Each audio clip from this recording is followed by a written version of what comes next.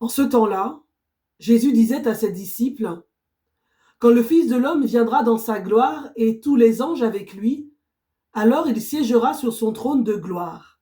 Alors il dira à ceux qui seront à sa gauche, allez-vous-en loin de moi, vous les maudits, dans le feu éternel préparé pour le diable et ses anges. Car j'avais faim, et vous ne m'avez pas donné à manger. J'avais soif, et vous ne m'avez pas donné à boire. J'étais un étranger, et vous ne m'avez pas accueilli. J'étais nu, et vous ne m'avez pas habillé. J'étais malade et en prison, et vous ne m'avez pas visité. » Matthieu 25, 31, 41, 43. Que veut nous dire le Seigneur ce matin, en ce lundi de Carême? Qu'il s'est incarné pour nous se faire proche de nous et nous indiquer le chemin pour le trouver et revenir vers lui. Ce chemin passe par, frères et sœurs, un appauvrissement. C'est pour cela qu'il nous a donné des frères avec leur pauvreté et leur misère. Nous connaissons bien cet évangile et ses principes, mais pourtant, nous savons bien que nous en sommes souvent loin. Par cet évangile, bien-aimés, nous sommes invités à ne pas ignorer la misère de nos frères, la misère du monde, pour ne pas perdre l'émerveillement, la fascination, l'enthousiasme de vivre l'évangile de la fraternité et de la justice. Le Seigneur nous enseigne que dans le frère, on trouve le prolongement permanent de l'incarnation, dans la mesure où vous l'avez fait à l'un des plus petits de mes frères. C'est à moi que vous l'avez fait. Matthieu 25, 40. Le Seigneur nous indique en fait la priorité absolue de la sortie de soi vers le frère. Aller vers l'autre. Ce sera le signe le plus clair pour discerner sur notre chemin la croissance spirituelle. Que pouvons-nous dire au Seigneur à travers cette parole? Eh bien, nous pouvons lui dire, Seigneur, fais-moi revenir à toi. Toi, mon Dieu, toi, mon Sauveur. Et pour que ce carême me soit profitable, Seigneur, forme mon esprit par l'enseignement qui vient du ciel.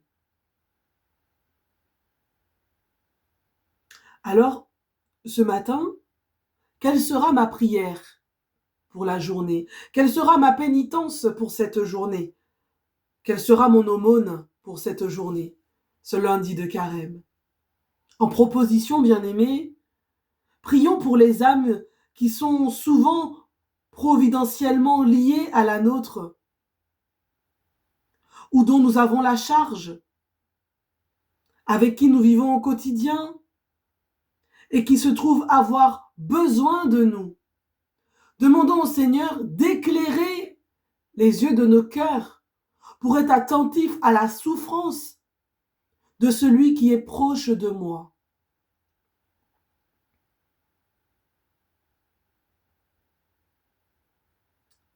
Ma pénitence. Qu'est-ce que je pourrais faire? Qu'est-ce que je pourrais donner? Qu'est-ce que je pourrais offrir de moi-même? Eh bien, remettre notre péché. Remettre notre péché à Dieu. Confesser nos péchés. Voilà. Nous avons la grâce d'avoir le sacrement de la réconciliation.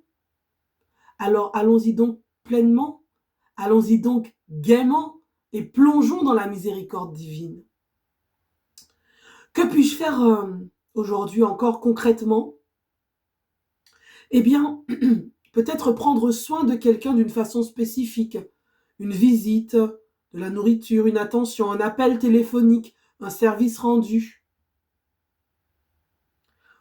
Je pourrais faire déjà le point de ma résolution prise au début du carême du don que j'avais peut-être promis pour une œuvre spécifique. Je peux faire le point par rapport à ça. Puis ce soir, nous nous retrouverons pour la prière du soir. Pour faire le constat de notre journée. Qu'en avons-nous fait? Voilà.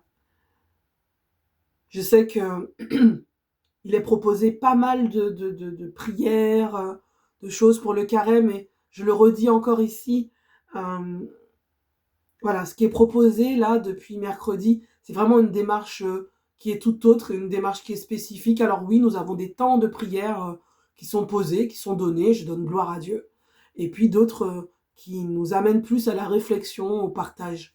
Voilà.